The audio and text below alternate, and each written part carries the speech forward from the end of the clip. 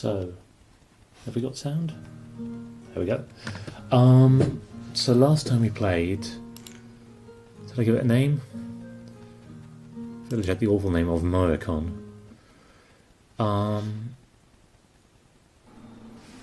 Last time we played, things weren't going that well for these guys. Let's have them back on 1x speed. So they all look pretty normal. It's the 7th year of the colony. It's late autumn.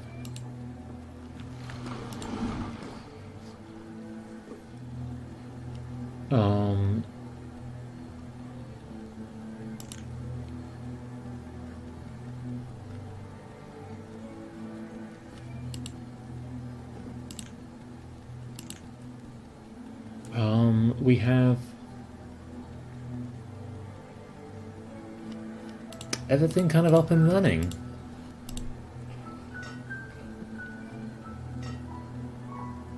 We actually don't have any clear job exits.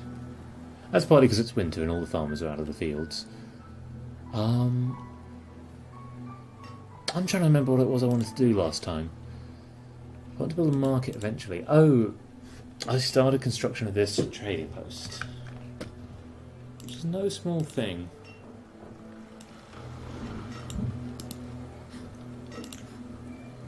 And I kind of know that in a game like this, a single construction can throw it all out of whack.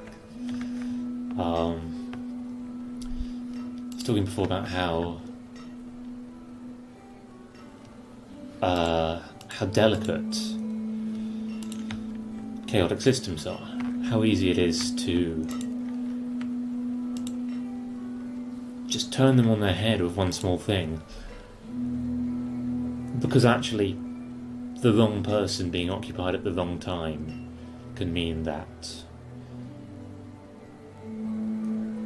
a house isn't built in time and a person doesn't survive the winter, and particularly deaths. Like deaths, they just sound very light, but each death could cause a completely different outcome in the simulation.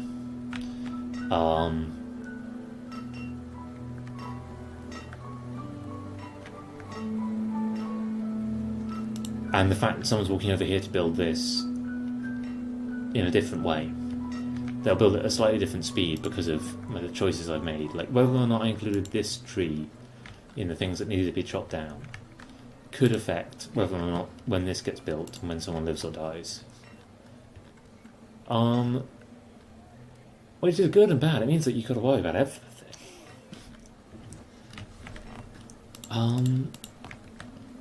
But I think we need it. Like, I think we need to put something in this pasture that's been here the whole time. Also, I kind of want to start interacting with the outside world. We're doing okay. We got through that really tough years. The 40-year-olds are still around.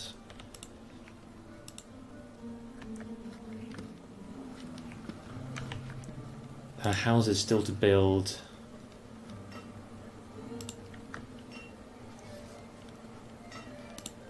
Things progress pretty slowly.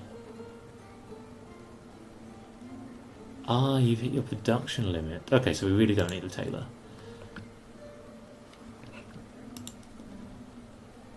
I wouldn't exactly say it's popping, but this feels like things are okay here in this community.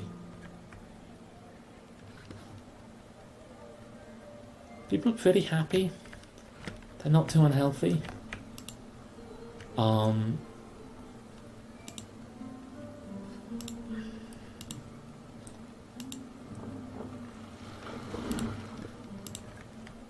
The Gatherer's Hut will help with that.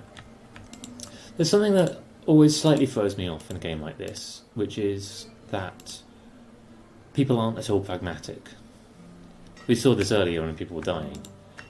You can't really program in very easily that people should trade goods between two adjacent houses. But you can, but you want to avoid hard programming too much of that stuff, because that just makes the game more complex. It makes the game more chaotic, but not necessarily in the way you intend. So you build a game like this to be chaotic. That's very much part of the appeal. That's why it's challenging, why it's fun. But you've still got to keep a limit on your simulation. Because it's completely possible for it to just spiral out of control, and to the point where it's not actually a playable game.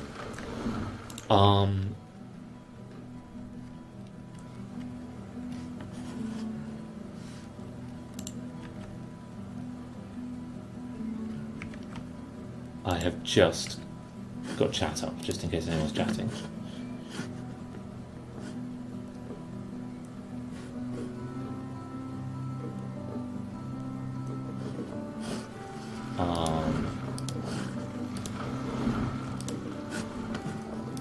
Unified chat. There we go.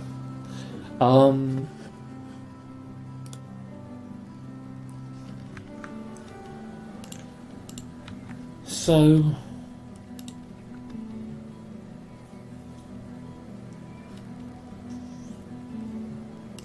I got completely distracted there. I think I've been thinking for a while. I might write a book. It feels crazy to do as someone considering whether or not they have ADHD. But I think there's just a lot that needs to be said about chaos. And that applies on so many scales, including like playing this game well. Like, why are so many people idling right now?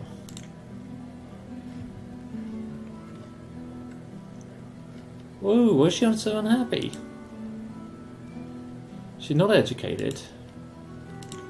She doesn't own anything.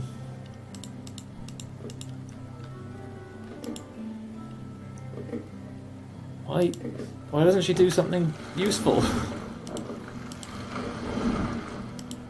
You two are labouring.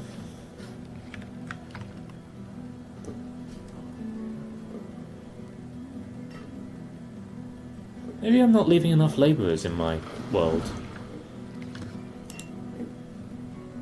The good news is that I don't need any more blacksmith either. But it actually, the fact that there is inherently some chaos in a system like this makes it hard to play and to program. And like, I am frustrated at my guys who have terrible health and are really unhappy.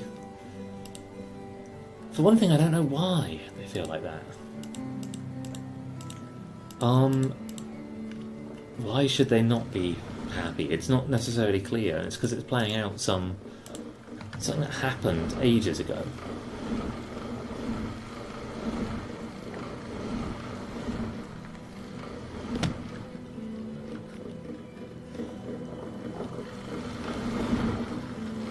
Having this this panel up the whole time. I'm going to close it actually. Like, obviously it gives me more control, but no, it's really useful.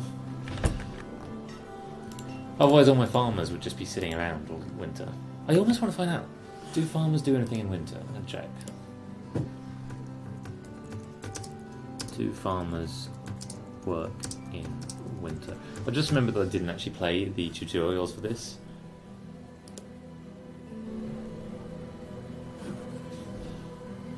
Oh, so they become labourers in the winter. So I don't need to switch them off.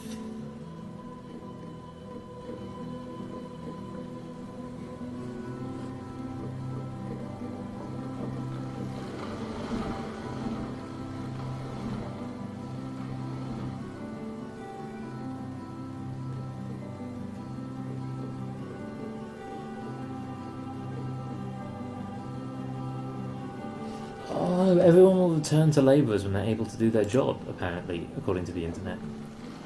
So, yeah, and that's what's happening with the... Well, the woodcutter's at least returned to doing his job.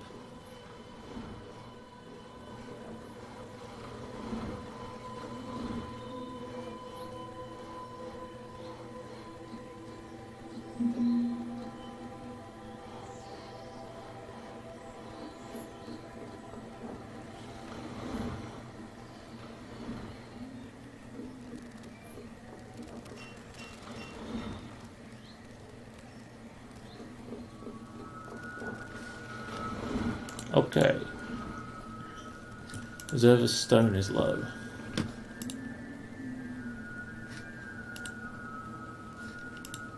I do have enough iron for this, just about. I have no stone.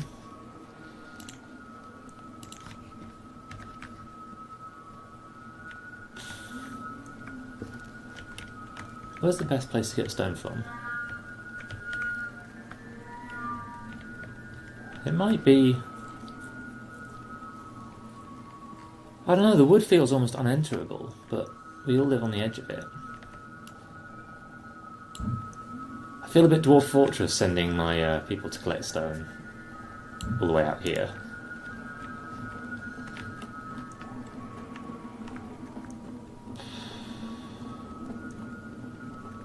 Is this a happy place, do we think? In the shadow of this mountain.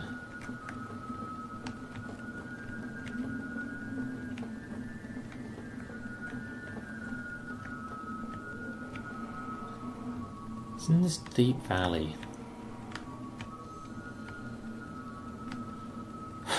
What does someone do to get banished to a place like this?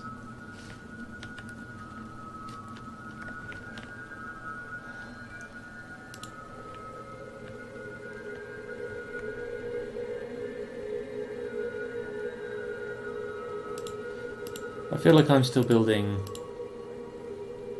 Why have you got 0% yield? Oh! Ah! Pepper, pumpkin, pepper, pumpkin.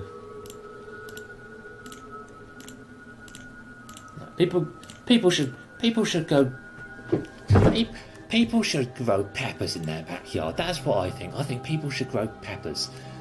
Oh, hi, it's Champ. Yeah, it is. First time playing. I had a hairy moment where everyone was dying of starvation. I feel pretty much like things are on the straight and narrow now. Like, I don't know, maybe I should expect to be surprised by it. Like, God knows the music is foreboding, man. I feel like terrible things are happening to these people, but at the same time everything seems to be going kind of fine. Yeah, exactly.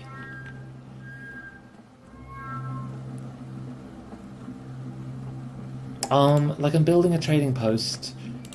People are pretty happy, pretty healthy. There's things I'd like to get up and running. Mostly church and a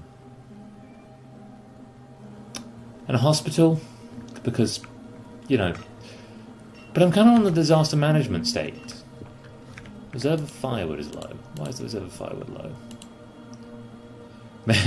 After saying all that, everyone's going to die of cold in the middle of winter.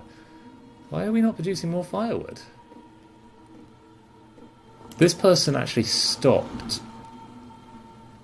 come midsummer. I feel like actually the problem is I don't feel like we're producing enough wood, so let's create another wood choppy place.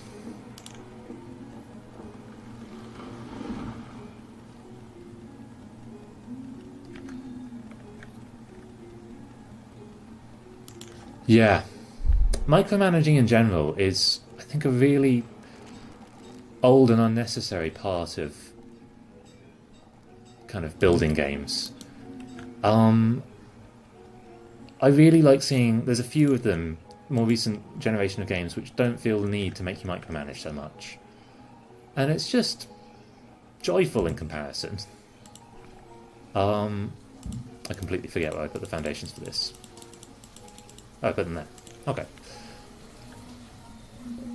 I had a bunch of people about to starve just then. And people next door to them having tons of food. Have I played Frostpunk? I have. I loved Frostpunk. I thought it was actually kind of genre shifting.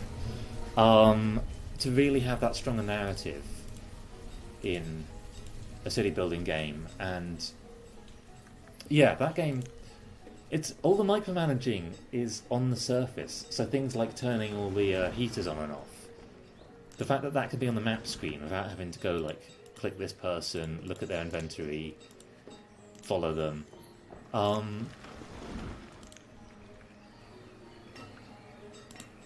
I think some amount of micromanaging is probably inevitable. Oops, gotta put my workers back on. Back on farming. In the middle of spring.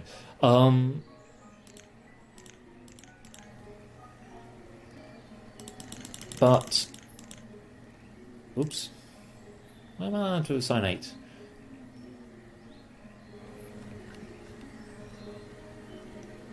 I think every city builder is kind of a survival game. Not to undercut that point, but I think that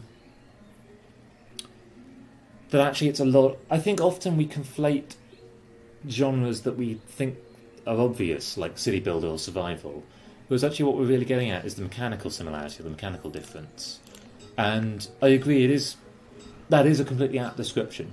But I think we miss, when we call it that it's doing something really different with the narrative place that's putting the player. I don't think it's doing that because it's a combination of those two games. I think the fact that it's a combination of those two games is just...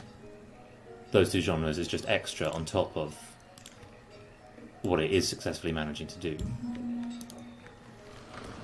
Does that make sense? I don't feel like that was very coherent. So I have too many goods. I just need more foresters, really.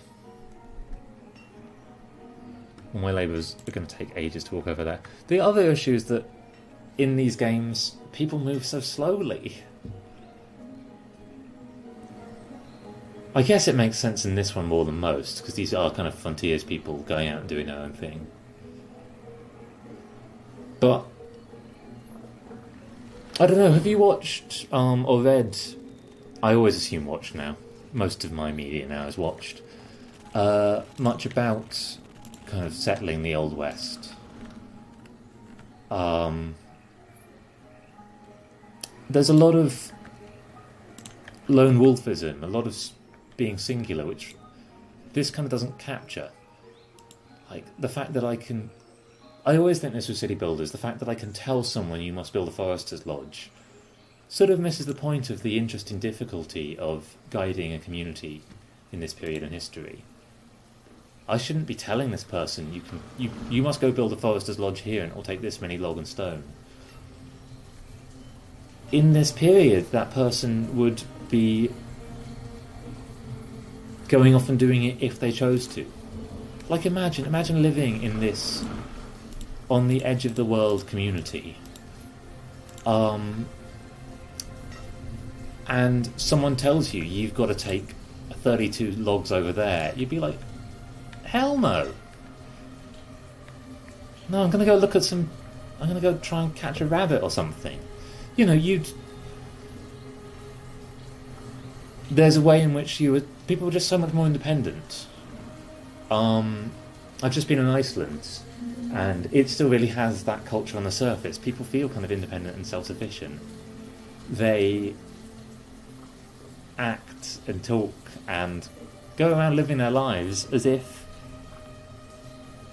they might have to build their own log cabin and go cut wood.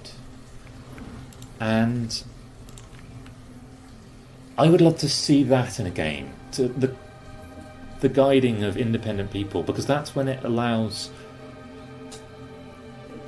This allows a suspension of disbelief that these people magically go and do this thing, and it kind of takes me out of the fiction of the game.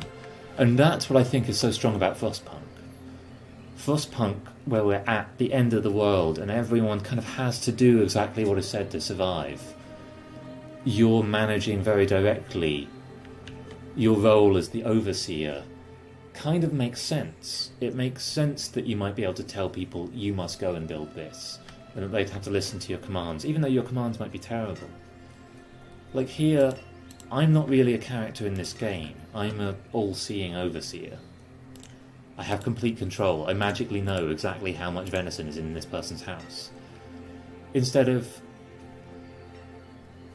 trying to control people who don't necessarily want to be controlled. That makes it sound really totalitarian. And I don't mean it that way at all, but at the same time, I think exploring the limits of totalitarianism is good for people. I think it's unhealthy that we play all these games where we're the absolute god of everything. Like every game is a god game. The god game was this genre back when Peter Molyneux and people like that were just starting out. And it was a novel idea then to be omnipowerful. But the city builder genre, especially as it went away from... Like, old SimCity, you used to lose that. Like, maybe it's just because I was playing as a child, but most of my cities would fail after a while. I play modern city builders, and there's no way they can fail.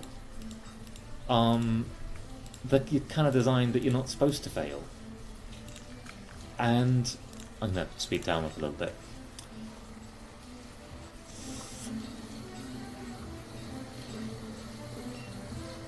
And I'm not saying I want to fail. Failing in a game isn't really fun, but... Exactly, yeah. Or imagine if I didn't really have control of that. Imagine if I was just trying to... Like, imagine... It reduces it down to what it actually is underneath the surface. It is a numerical simulation. But the best numerical simulations don't seem like numerical simulations.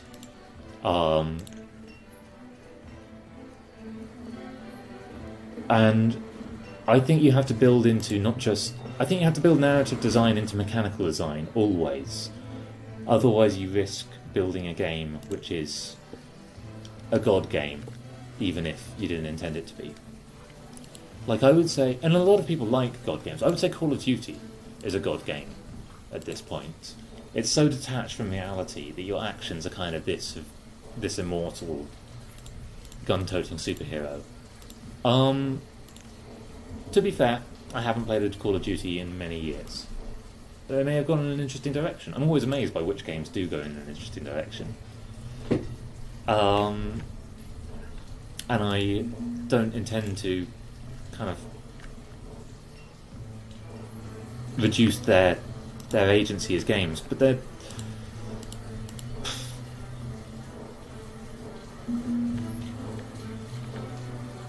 I mean, I think that's still necessarily true, but neither of us, I think, are qualified to say Call of Duty hasn't changed.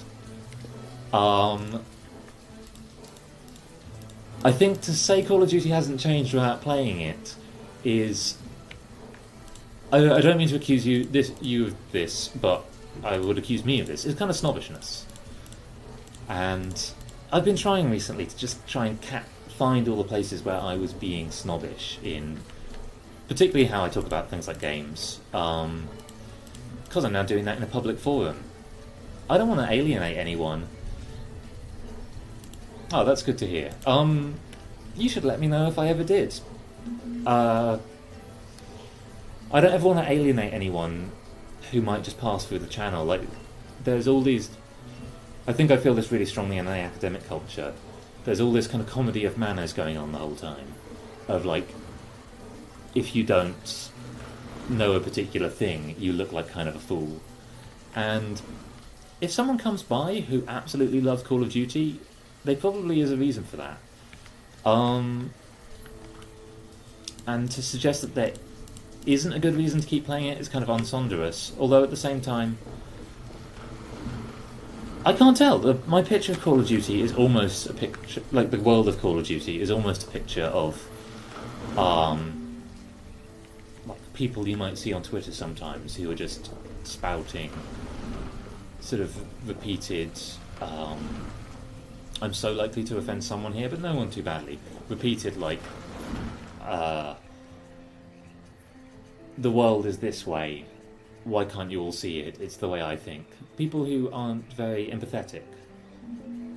People who are basically immature in the way that they approach the world. And I feel really cautious saying that. I don't want to call anyone immature. To be real for a sec.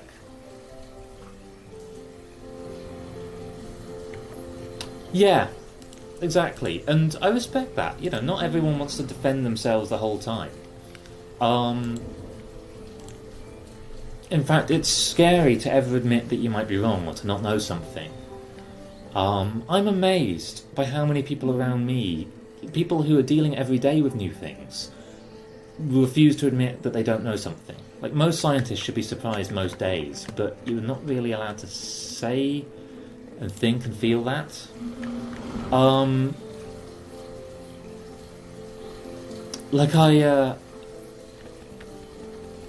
So there's two different ways to look at this, but I think it's basically this is something that Aristotle, I think you may have heard me, I talk about Aristotle a bit on stream. He's my kind of philosopher at the moment.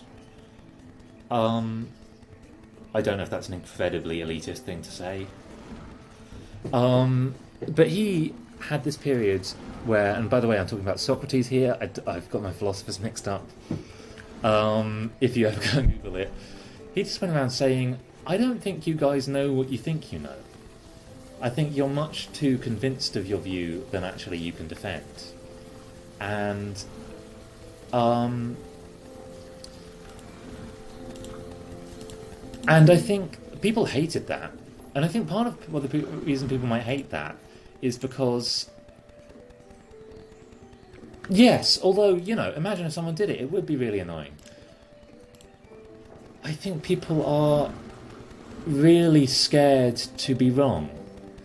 I think it's in our culture right now. I think it's not a universal thing. I think it's been in culture throughout history. But my thesis is that that's a relatively recent phenomenon, that it's become so absolutist. Like, I feel like most of the problems we see in the world are people being scared to be wrong, people being scared to admit that they don't know things. And my thesis, not my PhD thesis, but one that I would like to eventually write up, is that that's a result of a culture of absolutism dying out painfully. Because it's just easier to understand an absolute world where things are definite, and to have simple, quick beliefs, and to defend the things that feel like you. And that's the other reason I don't want to attack something like a Call of Duty game. If you are a person who plays a lot of Call of Duty, part of your world is Call of Duty. It's made a part of you, and it's kind of impossible to attack that without attacking you a little bit.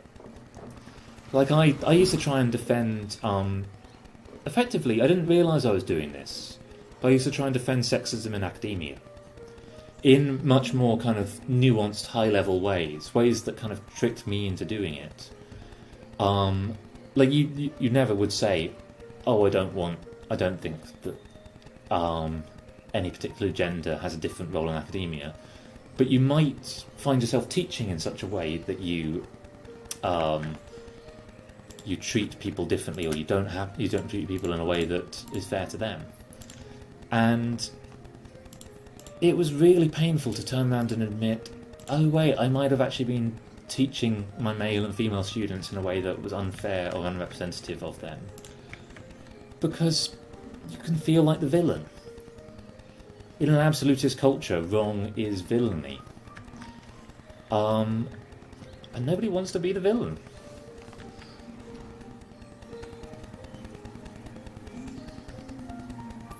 Exactly. I might steal that and put that in steal it from the dead Mark Twain.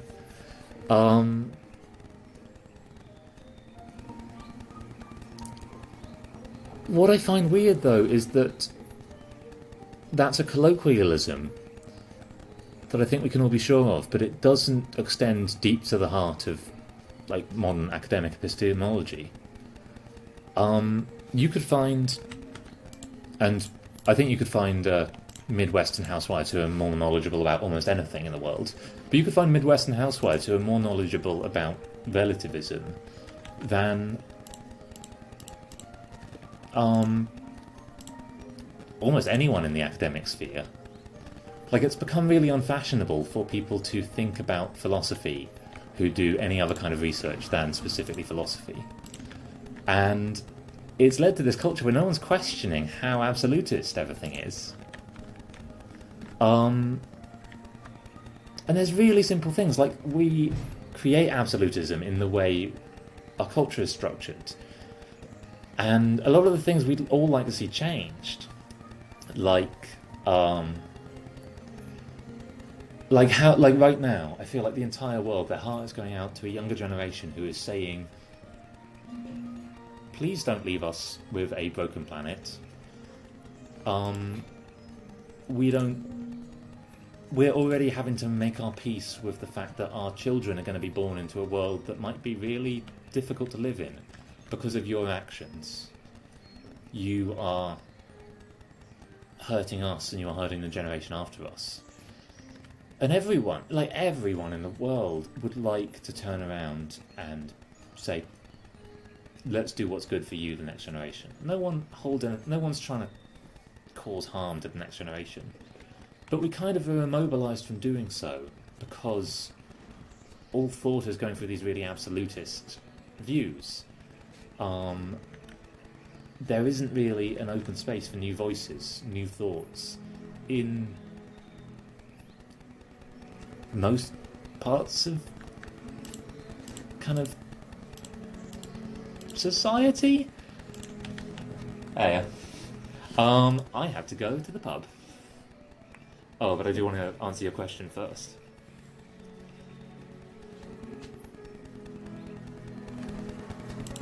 Um, 5 minutes? We have a dog living with us at the moment who loves being in the pub. So, this is a great question to which I've been thinking about from a really mathematical perspective. And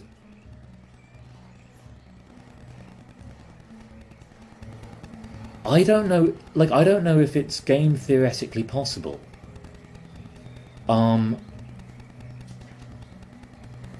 This is something I've been reading and writing a lot about chaos theory recently. This is something that's really hit home to me. We often see the effect of something, but we can't actually see the cause. We can't do anything to change. The root cause is some simple factor, and then it goes through this chaotic network of like what your neighbours have, where their children go to university, and therefore like what new things they're introduced to, or like there's so much that pushes us into our echo chamber that I'm not sure it's possible to get out of it. I think what instead we can do is I want to take a moment to address your question on an emotional level, because I really do get it, and it's hard and scary. But from a really like hard spheres physics level, there are some root causes in the way we communicate right now that enforce echo chambers. The big one being that we don't have good quality metrics for the amount of content that there is out there, and it means that populist voices are the only ones who can get heard. Some things can be good and populist, but you have to be populist to even be in people's minds. And it really, quite simply, it encourages a form of journalism and a form of communication, a form of, like, I am on Twitter tweeting all the time, but I recognise that successful Twitter is alarmist, absolutist Twitter, and I have to decide how much to lean into that. The fact that people close themselves off from the world is not that people are good or bad, is not that they're right or wrong. It's kind of an inevitable thing from what happens when there is more content than we can search through. If you think back to a community like this, everyone in town would kind of know everything that was happening. Not perfectly, they wouldn't know exactly how many berries, how many bits of venison were in each person's house. But they'd know who were the rich and who were the poor. They'd have some level of communication because their world was manageably small. Just before coming on stream, I asked a question on Twitter and on Quora. I don't know if these are ever networks you go to. Is there anyone who could... Is it possible in one lifetime to learn how to build the modern world? Like this world, everything in it, one person could learn how to build. They could learn how constructing the houses work. They could learn how to look for things in the forest. They could pretty much fully understand their world up to the level that it's relevant. Like, they might not know the secrets of electricity. Up to survival, even up to just full comprehension. Like, I don't think they'd be missing anything if they really wanted to go and learn it. Like, I very much do. This is a task I kind of set myself throughout my life, to just see if I can understand everything. And I'm getting there. Like, you know, I spend every day learning. But it requires abstracting your view and working out inductive things. And I'm not sure I could learn enough in my life to be able to build a computer, for example, and code it and know the statistics and the mathematics and physics and the chemistry and the material science needed to actually make this thing. This isn't a way I feel people talk about information very much, which is why I'm kind of labouring the point to make sure it comes in. But there is a point where the amount of information in a society becomes potentially orders of magnitude more than any one person can take in or sort through, and eventually more than even necessarily the society as a whole can take in and sort through. And I think that's the point we're at now, where I think between all individuals, the whole world is understood, but you can't get all the information from all individuals' minds. The kind of pragmatic most you can learn from everyone talking to everyone is not fully spanning the world. Like in this civilization, you could find out anything. That's kind of what I mean when I say you could learn everything. Like, you wouldn't necessarily learn how to build a stable, well-structured house, but you could go and ask someone. You wouldn't have to work it out, like write the equations down on the blackboard, but you could talk to people. You could kind of work your way through it. And I think you put it in really nice words there, saying that there's a lot of black boxes that people trust, but we have built a world where we have to have black boxes, and where there are every box is a white box to someone, but as a society, the total colour averaged over everyone's boxes, given what everyone knows, is a very dark grey. And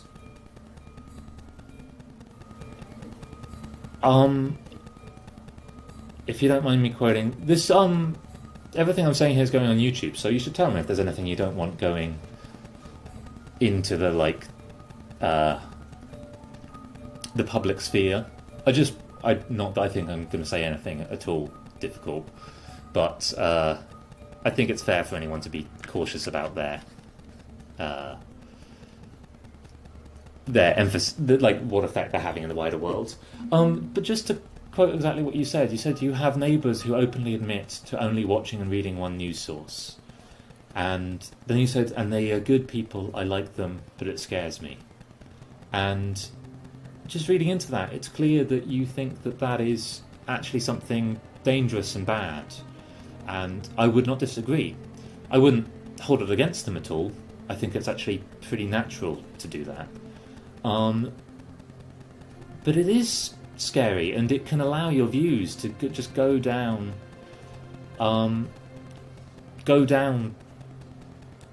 this path where you get into rabbit holes and feedback loops. And I wrote something recently that I didn't expect to be so difficult. A Twitter bot followed me, and this happens all the time, but I went and I clicked on the Twitter bot and I went and looked at who followed it, and there was a few humans in there, but the vast majority were bots. And I just decided to write, kind of as I was doing this, write an article about who were the bots who were following this bot. And it got very dark very quickly. But also, as I went deeper and deeper, I just realised that I was seeing this phenomenon of rabbit holing, where only interacting in this uncertain, unseeable way can just lead you to really extreme places, because I think that's how these bots got to so extreme places. There were bots on there who were purporting to give you a place to buy chemical weapons. There were bots who were just fear-mongering far-right viewpoints. There were bots which were telling you where to buy guns and where epidemics and school shootings happen. And this is what happens when an idea is allowed to go wildfire and become this terrifying menace. And you said in chat that scare might be the wrong words, and I agree that even what I'm describing might be over-egging how directly fearful it could seem.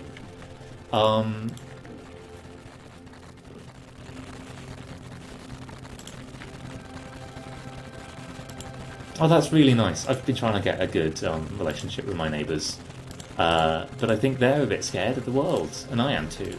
I get it. I think this is something that we'll see really strongly imprinted. Yeah, true. I mean, it shows that you and they have kind of speciated views, and you're worried that they may have hurtful misapprehensions in them and be having hurtful actions, and they're probably worrying the same about you. I never really knew any in the UK, but moving to the US, I did meet some really far-right people, and I realised that a lot of them were just they just thought that their way of understanding the world was the good way, and they were just trying to make it happen, and they couldn't understand why I was all the things I was, why I was pushing for socialism and moving away from traditional genders and things like that. I think local relationships, like neighbours, are one of the few places where you can just break right through a lot of rabbit holes. This is why I value living in cities so much, because my neighbours can actually be diverse. And my parents right now are half moving to a small village, and even this village has some diversity, but it's obviously a much less diverse place. But neighbours do just allow you to meet someone who you wouldn't otherwise meet, because it forces you out of rabbit holes. I think we need to look for more ways to force people out of rabbit holes, and that means doing things like encouraging people to communicate with their local community. I've only written a little bit about this, but I think things like how expensive and how bad the rights of renters are at the moment, this is very much in Britain, is stopping people feeling like they're part of their community, and that's stopping people communicating with their community. And there's plenty of people who might be renting for 2 decades. That's just how much houses cost in the UK right now. If that's 2 decades of them not interacting with their community, and instead only interacting with remote communities, where they can rabbit hole, they can cherry pick, they can echo chamber, then we're going to live in a worse world, one where even if one group is actually correct in their views, and I think any idea of someone being truly correct, everyone just hangs out in the graveyard the whole time. I feel like my town is falling apart, but let's just leave that.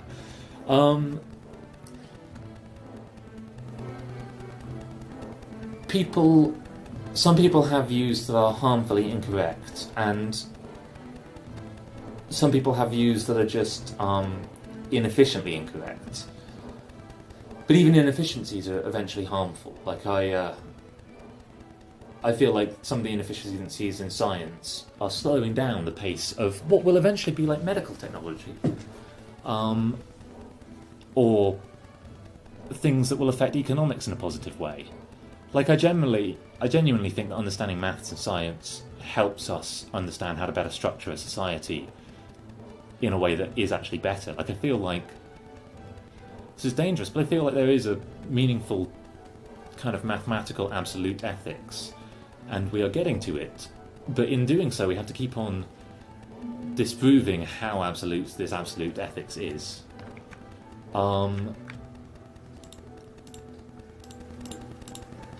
Basically, I feel like I feel this is going to be a really weird.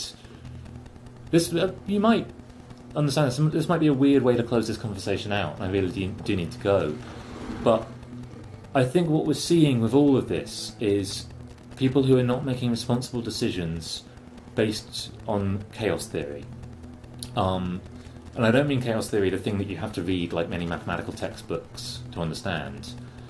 But I think, unlike, and maybe it's just because it's a young subject, but unlike the laws of physics, which are basically internalised in our culture, even the laws of probability internalised in our culture, the simple laws of chaos theory and what a chaotic system is and how ubiquitous and therefore how ubiquitous chaotic systems are, and that everything like economics or communications with your neighbour and who you live by is a chaotic system.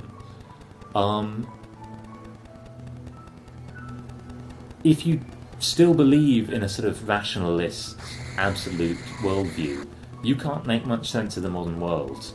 And whilst I think that this is all put into stark relief by something like the current tech culture, like I think a lot of current culture is current tech culture, not necessarily what people in tech are doing, but what's making money in tech. But it's about tech culture, and just generally current kind of thinking culture is still, they haven't realised that chaos theory happens.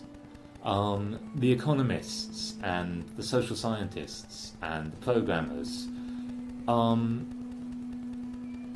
and the physicists and the mathematicians and people who really should have not taken the lesson that simple causes have complex effects most of the time to heart.